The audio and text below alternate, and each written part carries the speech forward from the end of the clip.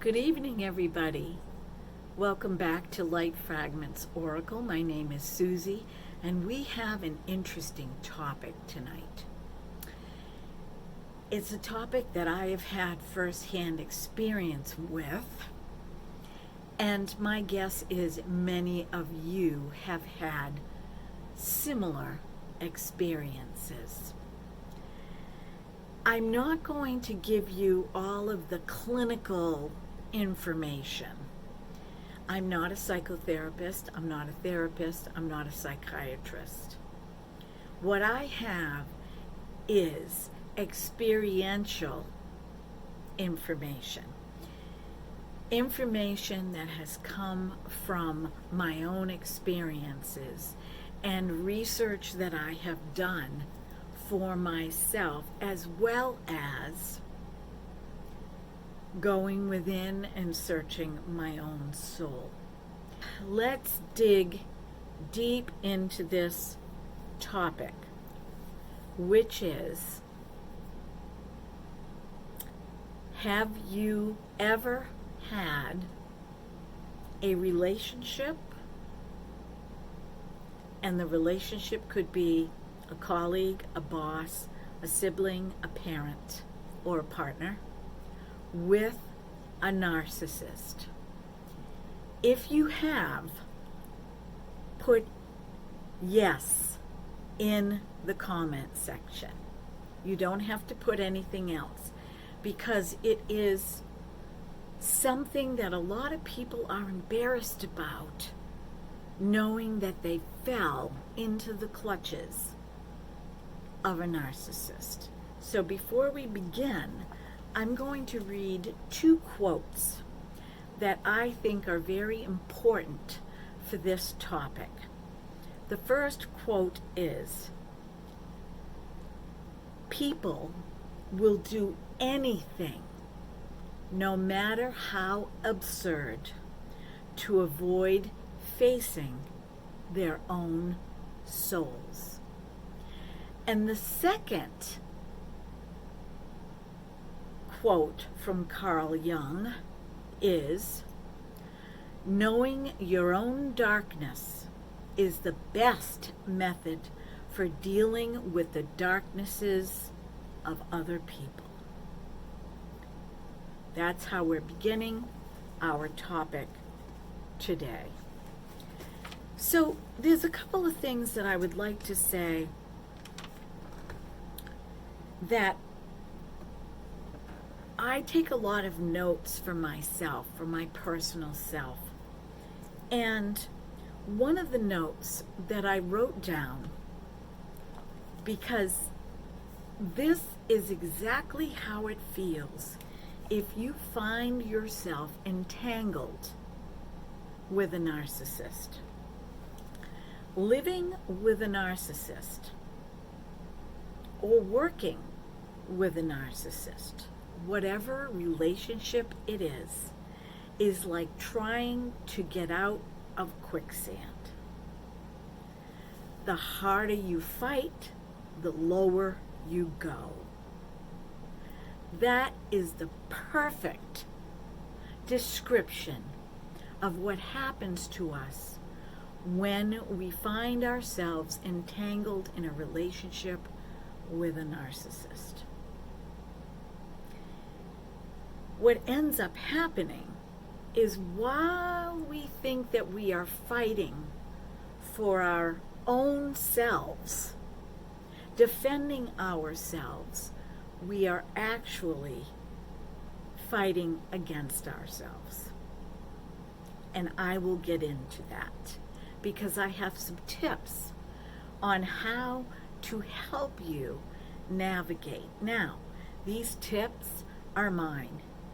They don't belong to anyone that's clinical, that has a PhD on the subject. These are my personal experience tips. Narcissists, they know what your weaknesses are. Okay? They know if you have a low self-esteem. They know if you're very conscious of the way you look. They know that you might be conscious of being overweight. They know that you might be career driven. They know that you really try hard to be a good, ethical person. And to them, that these things that I mentioned are weaknesses, because that's where they go for the jugular. Particularly if you know deep down in here exactly what kind of person you are. And none of us are perfect. We all make mistakes. And the narcissist has a very deep back pocket. They will shove as many things into their pocket to pull out at will, to use against you, to trigger you. So being aware of this one thing, not to be afraid, but to be aware. So they know how to use emotions to their advantage. And even though their emotions might be off the charts, depending on any given situation, depending on how they feel, depending on how tired they are, depending on what they value, depending on what they think you should be doing rather than them. It's important for the narcissist to take the focus off of themselves. It is a mask. And this goes all the way back to their childhood, to trauma. Some doctors say it's from infancy. I don't know. All I know is that the way I see it is that the narcissists that have been in my life have had some significant trauma, in their preteen years mostly, or even in their teen years. They possibly have a parent that's very narcissistic, or both parents can be very narcissistic. They could be a child of a really nasty divorce. They could be a child that has been abandoned. So the wounds are very, very deep. And in order to cover up those wounds, they form a facade. Now, the reason that I'm telling you this is because you may find yourself involved with a narcissist and think, I see some of this, but then, the other day he brought me home roses, or the other day she made me this fabulous lunch, and she called me and told me that she loved me at work. Or she cares about me because she's so jealous. I know she loves me so much. Or he called me and he didn't exactly say he was sorry, and he didn't tell me he was sorry for what he did, but he called me and asked to take me out to dinner, even though what he said to me or did to me was very hurtful. Narcissists have a very difficult time taking responsibility for their actions. It's always, I hate to use the word always, because it isn't always. Quite often, it's about everybody else. They are the victim. It's happening to them. They didn't do anything wrong. I'll give you an example. A narcissist goes into a parking lot and he parks into a parking space for a handicapped person. And a handicapped person can't see that the narcissist has parked in the spot they typically park in all the time. So they swing, and before it's too late, they hit the back of the narcissist's car. And the first thing that the narcissist will do is blame that person for hitting their car. And that person might say, well, you're parked in a handicapped parking spot. That's besides the point. You didn't look. You didn't watch where you were going. You could have parked someplace else. The fact that that narcissist parked where they shouldn't have parked becomes non-existent. It's as if they don't see it, it never happened. And if the police show up and the police says to that person, this is unfortunate, they take down all the information, but sir, you were parked in a handicapped parking spot, which you shouldn't have been, then you start to see the rage. I'm not the one at fault. They're the one at fault. A good human being would be upset that somebody hit their car. Who wouldn't be? But as soon as somebody says you're parked in a handicapped parking spot and this person couldn't see you because this is where they always go, and you look and you go, oh, crap. Yep, I did. I parked in a handicapped parking spot. I'm still not happy about my car being hit, but I should have never parked here. That is taking responsibility for your actions. Now, another thing that a narcissist will do is your tone of voice. Now, you could have worked with this person for 10 years, right? One minute they're telling you that it's your tone of voice that they're upset with. So the next time you decide to change your tone of voice and say something very soft and sweet, but they hear it as a direct criticism, or as an insult, or as you're hurting them.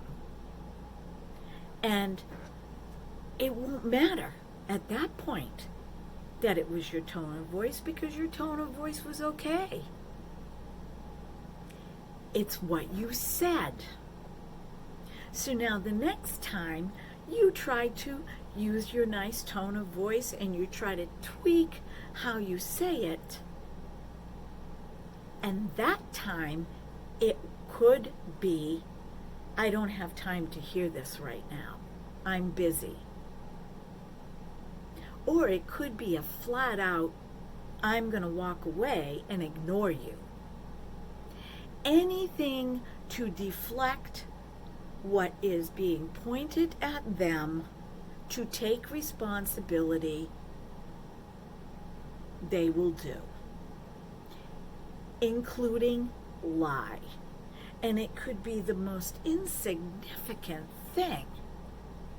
Like, you could say to your partner, I don't like it when you, could you do me a favor? Could you do me a favor? When you drink the milk all the way down to the bottom, could you please not put it back in the refrigerator? Could you please rinse it out and stick it in the recycling? I didn't do that. I never do that. Why would I do that? That's just crazy. You're seeing things. Maybe you're the one that did that and you just want to blame me for it. And here's the other thing that they do, is they swear that when they put something down, because they're constantly in this whirlwind in here. They're not cognizant. They're not aware. They're not conscious of what they are doing. So they could put something down, think that they put it in a spot that they always put it, but in hurry or in whatever, they put it someplace else, and now all of a sudden you touched it, you moved it. Because saying that they did it would mean that they are less than perfect. They are less than. The inner person, the inner self-image is so shattered that they have to live by this facade. And navigating around a person like this is extremely difficult. They don't navigate life like a normal person. You could be on vacation, having a great time, 3-4 days having a great time, and they think that somebody looked at them in a grocery store or in a shop as an affront to them when they're not even looking at them. And that can send a narcissist spiraling downward. And it can be quite embarrassing. They are in constant fight or flight. Constant, chronic fight or flight. This isn't just about somebody that has anxiety, okay, or a nervous problem. This is a deep-rooted traumatic fight or flight. It's like having an internal PTSD that they don't know they have. And a lot of times, if they begin to talk about themselves, they'll only go so far. If they begin to get, talk about what's going on in here and in here, their heart, they will only go so far. They will not, you will not see this unless you observe it, particularly if you are an empathic person, because you're going to be listening to what they're saying and you're going to be going, oh, that's terrible. Oh, that's awful. Oh, I can't believe this happened to you. But it never goes away until they recognize that they do have a problem and need to seek counseling for it. And the counseling that they get for this is not your run-of-the-mill counseling. It's very deep. And they can pull out of this, particularly those that are spiritual. They can pull out of this. Some narcissists have been raised in severely spiritual homes, so they have a little bit of that background, even if they ran away from it. So they can reconnect in a positive way. But don't hold your breath, or you'll suffocate. Don't fight to get out of the quicksand, or you're going to go down. So the first major point before I start to put on makeup is, your job is to observe, be aware, and start a journal. Take notes. This is what happened today. This is what happened today. this is what happened today. And try to put yourself into it too, because you will see yourself begin to mimic a narcissist. Because you feel that as you get hurt undeservedly, that hurting the narcissist will get you results. So in turn, you actually are taking on their persona. That doesn't mean you are a narcissist. It is a byproduct of living with one. Take mental notes and take physical notes of your experiences, and date them. And as you go back, you will see a pattern. If you find yourself in a situation, whether you are married or you have a partner that you've known for a long time, I don't want you to be embarrassed, and I don't want you to feel like a fool, because it is such an insidious thing that happens initially. We all do this. We have a gut, and our gut will tell us things, but we ignore the gut because logically we can rationalize just about anything and ignore. You know how they say love is blind? Well, it really is, because in the moment or the moments leading up to that marriage or that partnership, you will rationalize your situation, and that's all part of the game of, maybe it's me, maybe I'm not thinking correctly, maybe I'm having just cold feet, or maybe I'm the one with the problem. That's always what they want you to think, is that you're the one with the problem. And one of the first signs when you're with a partner or you're working with somebody on a project that they might be a narcissist is that everything has to go in their direction. Their ideas are better. What they want to do is more important. Their family is more important than yours.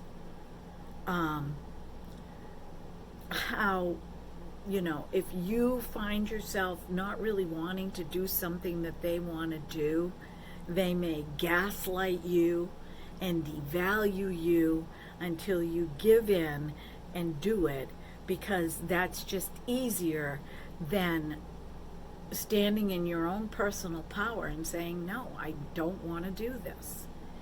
And there is an element of fear that they build up inside of you. And the fear isn't like, oh my gosh, they're going to beat me up, although that can be something. But it's more insidious. The fear is always keeping you on your toes. Oh, I better make sure I'm home by this time. Oh, I better make sure I check in with him or her. Oh, I better make sure that I go along with it. Oh, I better make sure that I don't use that tone of voice, or I don't say this thing this way. And they love that. That is how they control, and that is how it feeds them.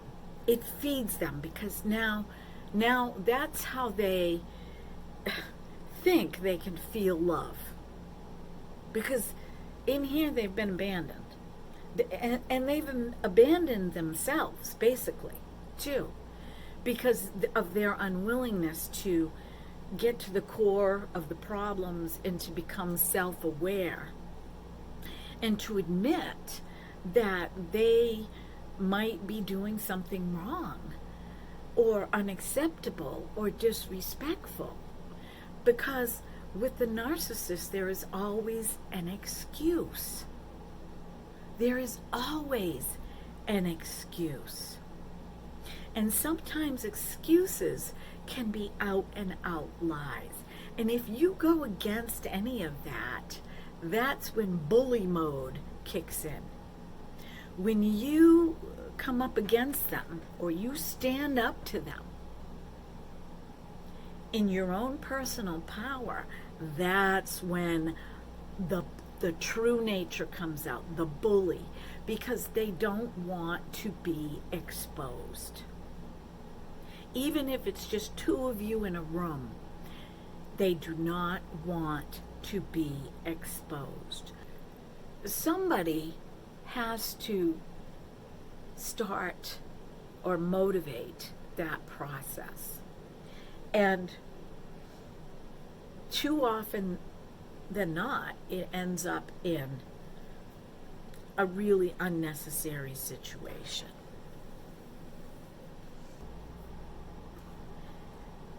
I mentioned before the whole bully thing. Narcissists don't want to be exposed. They don't want you talking to somebody else about them. In fact, they always have this fear that somebody might be talking about them. But when you feel okay inside yourself, you're not going to care who's talking about you. You may even confront that person, and you're not going to have any fear about it. And you may decide you don't want to have anything to do with somebody who's going to be gossiping about you behind your back. That's totally up to you.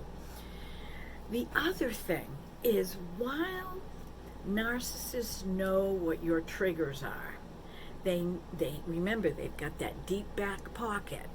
And if you've had a disagreement in the past, or you have had an argument in the past, and you said something, they will dig deep down into that pocket and start pulling those actions out and throwing them at you.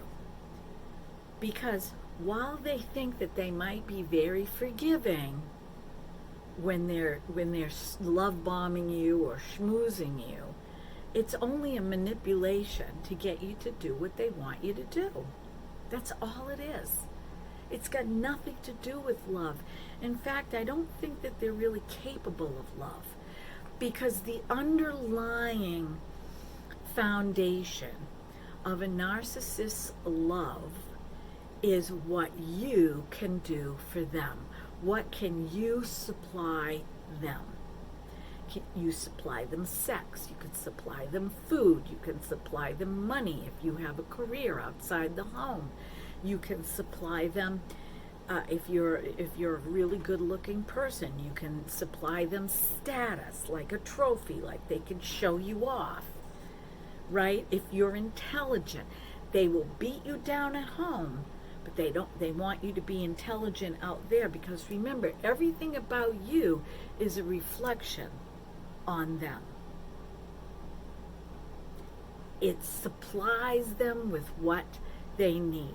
But if you went to a party and you got flaming drunk and you started spewing all this stuff out, even to be funny, which probably isn't a good idea, but inhibitions go poof when you've had a few drinks, and you might say something really simple like, oh yeah, so-and-so had his head up his butt and he left the door open and the dogs ran out and we were out there looking for 3 or 4 hours, but don't let me do that, because I'll never hear the end of it. Right there, you are going to pay for a comment like that, even if everybody's laughing and they're doing this, to your partner. They get triggered so easily. They are hypersensitive. I'm not talking about being sensitive as in energy, like a sensitive that picks up on other people's emotions or has psychic abilities or is empathic. Their triggers are from a sense of no worth. And that's why they need to find their worth in other places.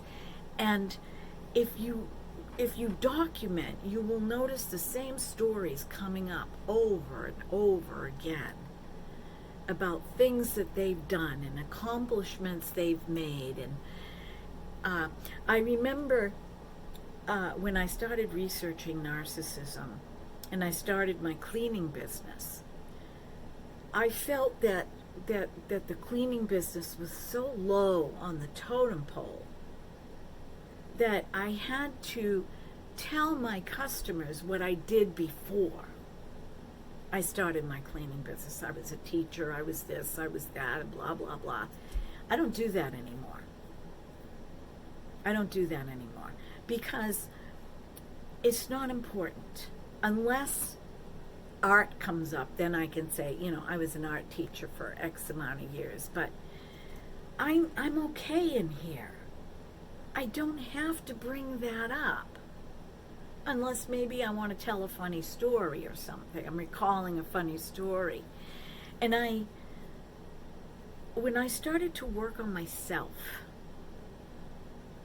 and it's the same with you, when you start to work on yourself, when you start working on that, you begin to elevate your self-worth. Because you start to see that as those things heal, you heal. And you become a different person. But the narcissist doesn't want to go to counseling. They'll go for a while, but then they'll think that it's useless. And the really good narcissists can trick therapists and psychiatrists and psychologists, even though they might be trained to pick up on the fact that they are narcissists. They're really good at spinning stories. They're really good at the little, twists and turns and lies to make things look like they are the victim. So that's another thing to keep a lookout for. When a narcissist gets triggered, now this is an interesting concept. Say a narcissist goes to work and they're really good at their job. A lot of narcissists are excellent at their careers. Excellent. Like they'll know it inside and out. And it takes a lot of energy for them to go to work and to keep cool and to keep that, mask on and to be charismatic so everybody will like them. And then when they come home, they're a totally different person. You become the dump.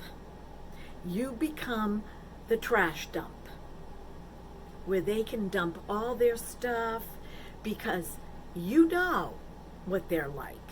So now the mask is off and nobody else can see. There's a name for that. It's called a street angel and a home devil. That's a term. And when I think about women and what they've had to traverse all these decades, and I'm speaking particularly to women, and then have to deal with that, it to me is unconscionable. And it shouldn't be happening anymore. And this is why there is so much emphasis on becoming your own best friend, knowing who you are, healing yourself, doing self-care, putting yourself first. Because if you don't do that and you're with a narcissist, you're not going to get it. They're not going to ask you if you're tired. They're not going to ask you if you're hungry. They're not going to ask you how your day is. They're not going to say, oh, don't worry about that. You go have fun, I'll take care of this. They're not going to do it. That they will not do. The only time they will do that is when something is coming up that they want you to do. Maybe they want to have sex with you. Maybe there's a party at the office that they want you to go to and they want to show you off. Maybe their friends are coming to visit and they want you to be the love of their life and talk about them and boost them up because it's all about them. That is what it's like being around a narcissist. And if you're working on a project, say at your job with a narcissist, they're going to be great as long as the project is going and moving and you're doing and you're working together and and as soon as the project stops, they don't even know who you are because they have nothing to gain from you anymore. They don't know how to be a good friend because as soon as you, as the friend, show that you might not be this perfect person, or you might point out something about them that they don't like, they'll scratch you right off the list. And I'm not talking about being abused by your friend, okay? I'm not talking about that. Or I'm not talking about trying to keep a friendship going and you're the one doing all the work and the other person isn't. I'm talking about so-called friends, and as soon as the other friend exhibits some imperfections pertaining to you, they're off the list. Or, they might stick around because, not because they're soft in here, but because they don't want them to know. It's really sick. It's really sick. And that's why I think it is a major, major mental illness. The world revolves around them only. I like to use a hula hoop. When you get inside a hula hoop and you try to keep that hula hoop going, they want you inside that hula hoop. They don't want to be doing the work making the hula hoop go. They want you to be spinning the hula hoop while they just stand there and go along for the ride and get all the benefits. Ooh, ooh, ooh. That's what they want. Your job is to get outside of the hula hoop. Your job is to go down and get out of the hula hoop and to observe what happens when that hula hoop falls. You're an observer now. How do you be an observer? You do not engage. When they start to trigger you and say things and bring things up, or this is where it gets tricky, because when you're in a relationship and something doesn't get resolved, you want to bring it up. A narcissist doesn't want you to bring it up. They don't want resolution. They want to be able to pull it out of their back pocket. But when something is resolved, that means that they have to be responsible for their part of the resolution. And they don't want that. Because then they can't pull it out anymore. It's resolved. And then if you say, well, wait a minute, we resolved this, and this is what you said you were going to do, and you didn't do it, there's a big blow up. Because they don't want to resolve anything. They want you to be the one to resolve it by going in their direction.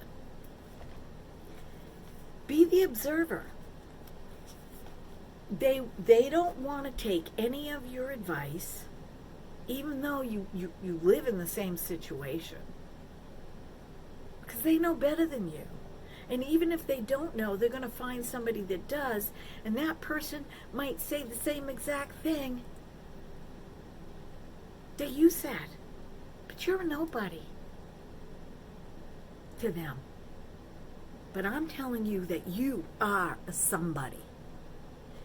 And when you gain back your own personal power, and you stand at a distance and you observe, and you see the patterns, and you write them down, and you make mental notes, you will see a pattern.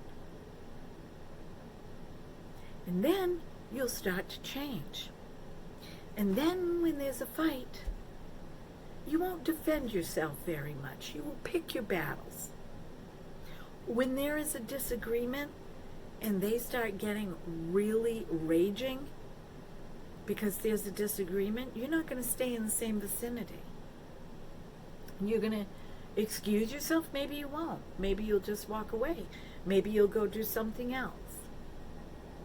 Maybe you'll get in your car and take a ride. Maybe you'll go visit a friend. Come back later. They prey on their supply with fear. Fear is what is their big motivator. If they can get you to be afraid, they've got you right in their hooks. So, as you know your worth, you become self-empowered, you become more independent, you don't allow them to tell you what to do. You can say, you can make that request and I'll think about it, but you're not my God. You're not my God. Even though you think you are, you're not my God. If you are in a relationship where there is physical abuse by this narcissist, you have to get out and get help. You cannot stay. You cannot. Okay. What else do we have? Narcissists can easily put other people ahead of you. The funny thing about a narcissist is they don't want to be the bottom of the barrel. They want to be on the top. They want to be number one. But they don't care if you're on the bottom of the barrel in their life. They will put family members ahead of you. They will put friends ahead of you. They will put people they're talking on the phone to ahead of you. And they've got you in your hooks. Remember, their hooks, remember. So if the phone rings, you're going to run to it and you're going to pick it up because you know that if you don't pick it up, they're going to wonder where you were, what you were doing, who you were talking to. 50 million questions, 50 shades of questions. Don't pick up the phone. Don't pick it up. Don't. Cell phones have a block button. You can block them too. Just don't do it. You're working. You have a job. You have responsibilities. They want you at their fucking beck and call. And you don't have to be. There is nothing in marriage that says that you have to be their slave and be at their beck and call. It's great if you want to be. Right? That's love. But you don't have to be because they've made you too afraid to do anything else. Narcissists love adoration, compliments, being told they're the best at things. You'll know that you're not a narcissist if what you're doing is satisfying to you, even if you're not getting all the accolades. But see, when they do something, they need those accolades. They need to be told, or they'll ask, how did I do? How do I look? How, am I good at this? They have to have it. It's another source of supply for them. Narcissists love to take the focus off of themselves when there is a disagreement by deflecting. So, this can happen in an argument, and you can actually do deflecting and say, well, you do it. That's deflecting. But that doesn't mean you're a narcissist. Narcissists are chronic deflectors, so they don't have to look at themselves or take responsibility. Another thing that they do is that some narcissists will apologize, but they don't mean it. They apologize, number one, to get you off their back, to satisfy themselves so they don't have to hear you anymore, to make it so that you'll still continue to do it for them. A true apology is, I will not do that to you anymore. I love you. I know it hurts you, and I will not do that to you anymore. I will not disrespect you like that. I'm sorry. Please forgive me. But what happens sometimes when you live with a narcissist, you may find yourself apologizing or not. You may know that you didn't do anything wrong. You were just being yourself. And all of a sudden, you're the problem. So only apologize when you know you've done something wrong or you've said something wrong. But don't constantly apologize. Don't constantly apologize. You don't have to. Be quiet. Be quiet. The sound of silence. Not to be passive aggressive.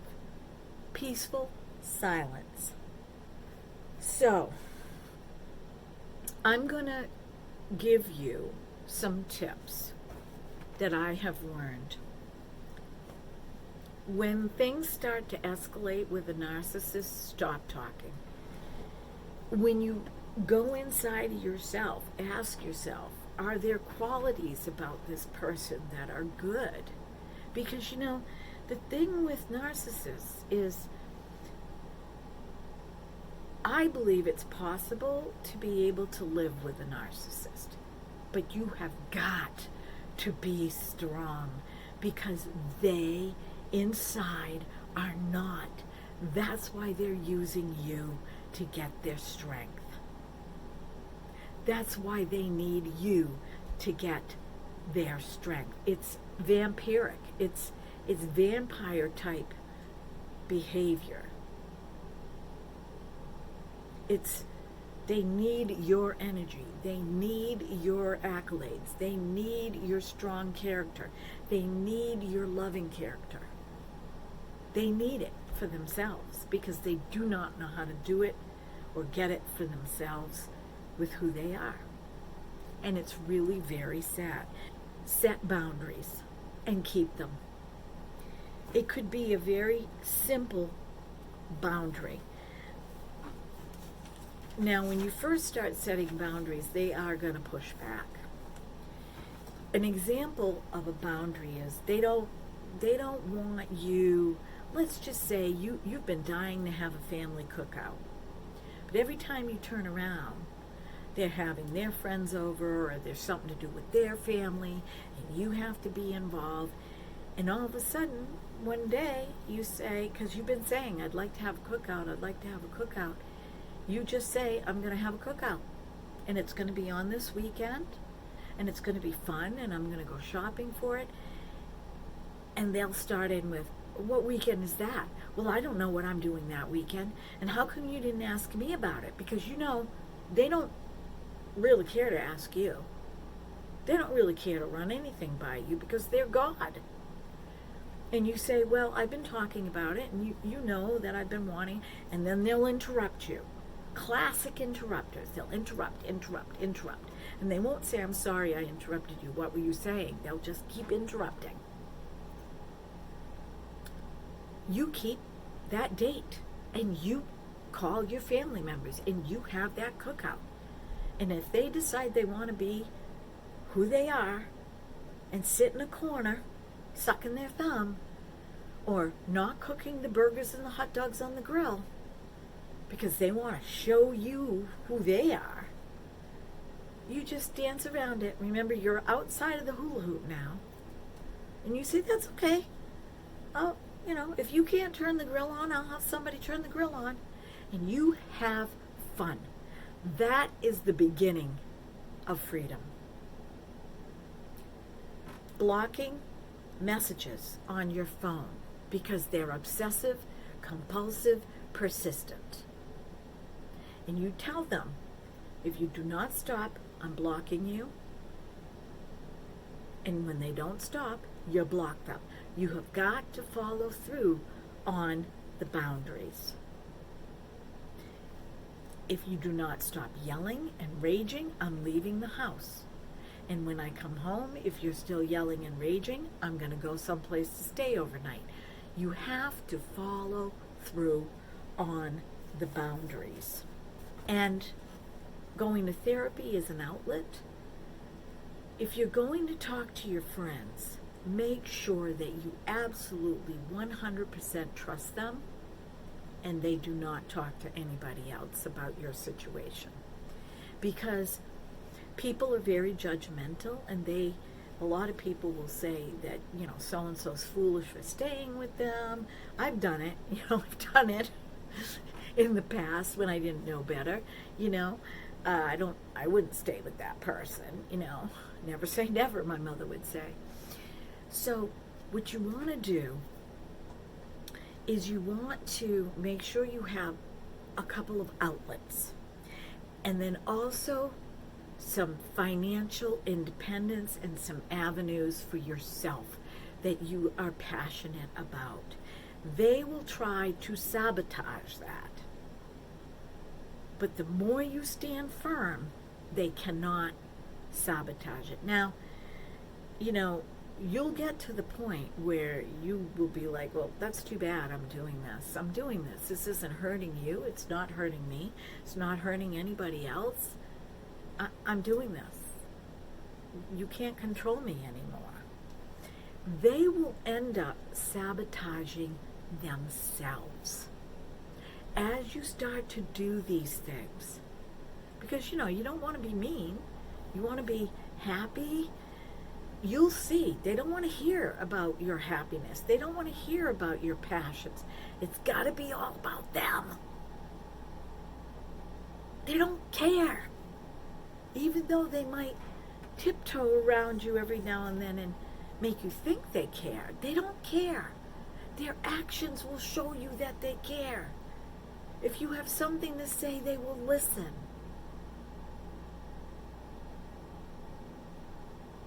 And they won't try to brush you off. And they won't try to devalue you. And they won't try to ignore you. You are somebody. I have been there. You are somebody. There are YouTube personalities that you can go to that are Rebecca Zahn. I will link her down below. You can go to her channel. You can watch her channel. She's got some great information. A lot of it I already knew. But I like listening to her because she's a negotiator. She's a narcissist negotiator, and she has a team that she works with. And she's written 3 books. I will link her down below. You will know that you are healing when they don't emotionally trigger you anymore. And it's not linear. You're gonna fall back into your old patterns at some point, because they have an uncanny way of catching you off guard. Don't beat yourself up. You can pull yourself back in. You can rein yourself back in. But when they no longer emotionally trigger you, like here's a good one. You suck as a partner. I don't want to be with you anymore. I'm going to go find somebody that, is this way and this way and this way. And when you can sit there and go, okay, have fun. See you later. Go for it. Let me know how it works out. and it doesn't eat you up alive inside anymore. Somebody said, well, that's not love. I mean, love would just, you'd be destroyed. No, you can still love. You're just not allowing yourself to be emotionally triggered. Okay? Number 2, you get what you want with the narcissist without your ego involved. And this is what you do. You let them believe that they get what they want when you get what you want. This takes a lot of energy at first. It takes a lot of energy because you're not used to thinking like this. So let me give you an example. I tell you what, I know you love chocolate cake. How about we do this? Sure, I'll go do that with you, but then I'd like to go shopping at this store and this store because I need to pick up some lingerie, or I need to pick up a bra, or I'm doing this as a woman. I need to, I want to go check out the makeup. And then when we come home, I'll make you a chocolate cake. Because you're just such a good guy. And I want you to have that chocolate cake, and I know you'll love it. How about that? You do that for me? Oh, of course I would. You go do what they want, and then you go get what you want. That is being a negotiator. If you say, I'm not going to do that, I'm not going to, you're not going to get what you want. You're going to get a full-blown frickin' narcissistic fight. You can also, if you really don't want to go, you can say, honey, I'm really not interested. I know that you love to do this. Do you have a friend that you could go with? And I'm going to make a big pot of spaghetti sauce. And when you come home, you can have a delicious meal. I'm going to stay here all day. And when they're gone with their friend, doing whatever it is they're doing for umpteen hours or whatever, you make the spaghetti sauce, and then you take off and you go visit a friend. Or you stay home and watch your favorite movies. Or you do whatever. Take your ego out of it. You do not have to be right. But you do have to take care of yourself. And number 3, how do you know that you are healing from a narcissistic relationship, whether you're in it or you're now out of it, and so you don't get involved in another one? You no longer have any fear around them. Remember those old times where all of a sudden you'd start getting heart palpitations, or your knees would start shaking, or your body would start shaking, or you'd hyperventilate, or your mind would get all confused because they would trip you up? That's fear. That's the fight or flight from them you're now assuming. So you're in your own personal power. You are centered. You are calm. You are cool. You are listening. You know who you are. And you're not afraid. You are not afraid. Because nothing can hurt you. Nothing. But this is also from Carl Jung. Loneliness does not come from having no people about me, but from being unable to communicate the things that seem important to myself, or from holding certain views which others find inadmissible. That says what living with a narcissist is like in a nutshell. You have a voice. You can share it. You deserve to be heard. You deserve to be able to have opinions. And if all of that is inadmissible, in other words, not being acknowledged, you can know in yourself that it matters. And you won't be lonely anymore. You won't. Most of this, right? These are notes that I have, that I wrote down from other notes that I have taken from firsthand experience. Okay? So, be well, be blessed, be beautiful, because you are, because there is nobody else on the planet like you. And I love you, and I know who you are. I hear you. I believe in you. I trust that you are going to make the right decisions for yourself.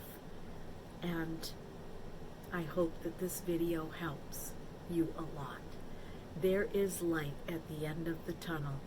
Whatever way you go, either in the relationship or outside of it, you can do this. Until next time, be well.